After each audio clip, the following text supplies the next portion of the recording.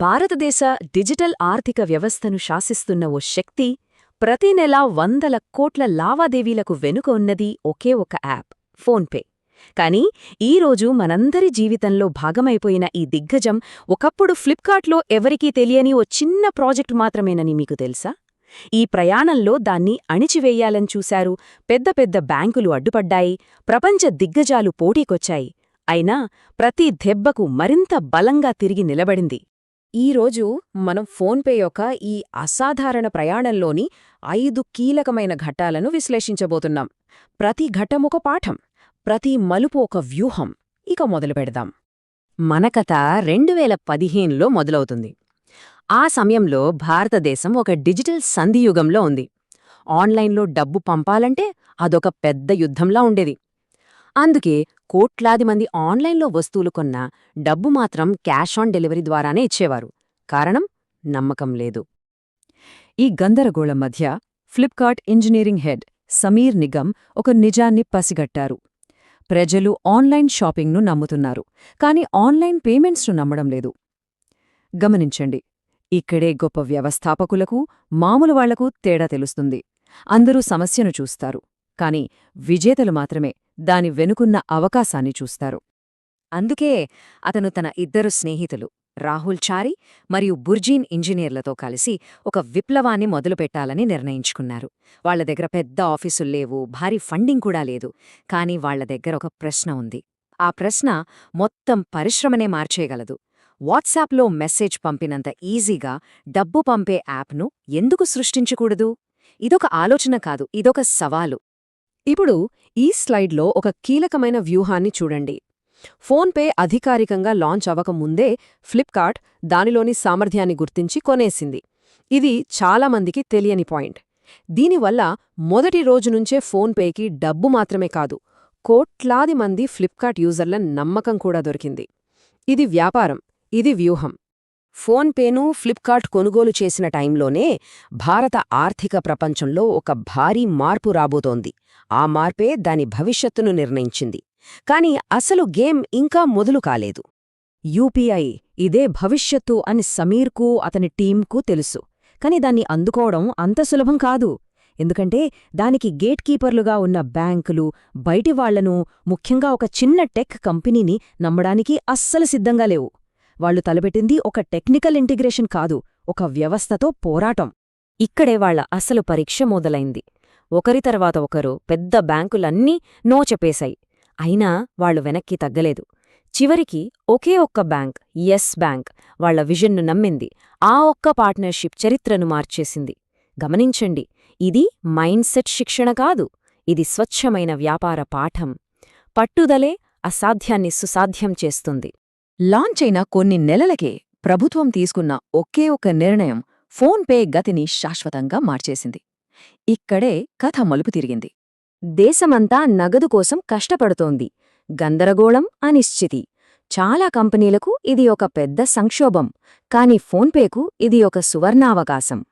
లక్షలాది మంది ప్రత్యామ్నాయం కోసం వెతుకుతున్నప్పుడు వాళ్ల చేతిలో సిద్ధంగా ఉన్న ఏకైక ఆయుధం ఫోన్పే. గుర్తుంచుకోండి, గొప్ప కంపెనీలు మంచి టైంలో పుట్టవు, సంక్షోభాలను అవకాశాలుగా మార్చుకున్నప్పుడే పుడతాయి. ఈ స్లైడ్ వాళ్ల విజయ రహస్యాన్ని చూపిస్తుంది. అప్పటికే మార్కెట్లో ఉన్న పోటీదారులు వినియోగదారులను వాలెట్ అనే ఒక అదనపు స్టెప్లో ఇరికించారు. కానీ ఫోన్పే మార్గం చాలా సింపుల్. డబ్బు నేరుగా మీ బ్యాంకు నుండి అవతలి వాళ్ల బ్యాంకుకో. ఈ ఒక్క సరళతే వాళ్లను కోట్లాది కొత్త యూజర్లకు దగ్గర చేసింది. కొన్నిసార్లు బెస్ట్ స్ట్రాటజీనే అత్యంత సింపుల్గా ఉంటుంది. ఈ అద్భుతమైన ఎదుగుదల సమస్యలు లేకుండా రాలేదు. ఉన్నట్టుండి పెరిగిన యూజర్ల తాకిడితో సర్వర్లు ఓవర్లోడ్ అయ్యాయి. అంతేకాదు, ఒక శక్తివంతమైన బ్యాంకుతో పెద్ద వివాదం కూడా మొదలయింది. ఇది ప్రతి స్టార్టప్ జీవితంలో వచ్చే చావో రేవో తేల్చుకోవాల్సిన సమయం. ఒకవైపు సర్వర్లు క్రాష్ అవుతున్నాయి, మరోవైపు దేశంలోని ఒక పెద్ద బ్యాంక్ వాళ్లను బహిరంగంగా బ్లాక్ చేసింది. మార్కెట్లో పుకారు, ఫోన్పే కథ క్లోజ్ అని.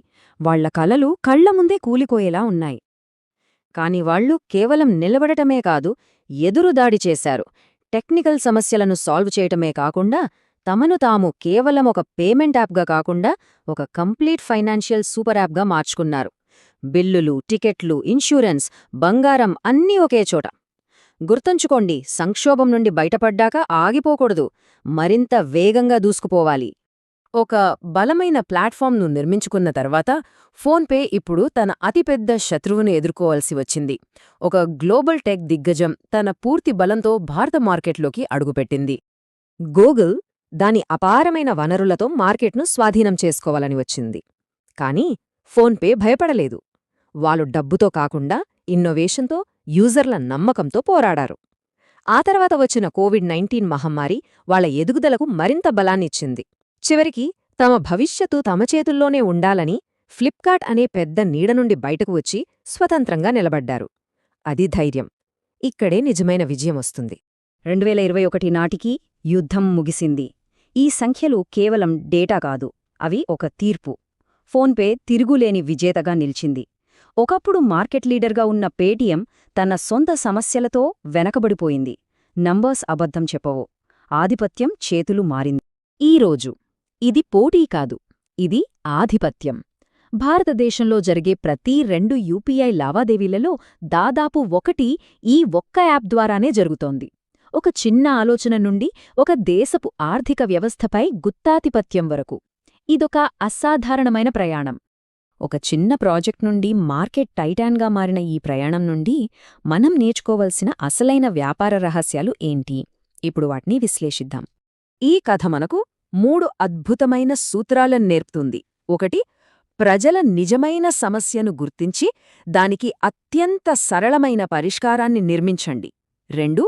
సంక్షోభాలను చూసి భయపడకండి, వాటిని ఎదుగుదలకు ఇంధనంగా వాడుకోండి. 3. పట్టుదలతో పాటు సరైన సమయంలో సరైన భాగస్వామ్యాలను ఏర్పరచుకోండి.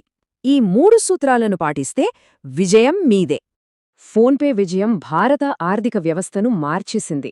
కాని దాని ఆధిపత్యం భవిష్యత్తులో పోటీ, ఇన్నోవేషన్, ఇంకా ఆర్థిక స్వేచ్ఛకు సంబంధించి కొన్ని ముఖ్యమైన ప్రశ్నలను కూడా లేవనెత్తుతుంది. ఈ కథ మీకొక పాఠం మాత్రమే కాదు, మీ మైండ్ సెట్ని మార్చే ఒక మార్గదర్శక శకం. ఇలాంటి బిజినెస్ యానిమే కేస్ స్టడీస్ కోసం సబ్స్క్రైబ్ చేయండి. మీకు ఏ కంపెనీ స్టోరీ కావాలో కామెంట్ చేసి చెప్పండి. जय हो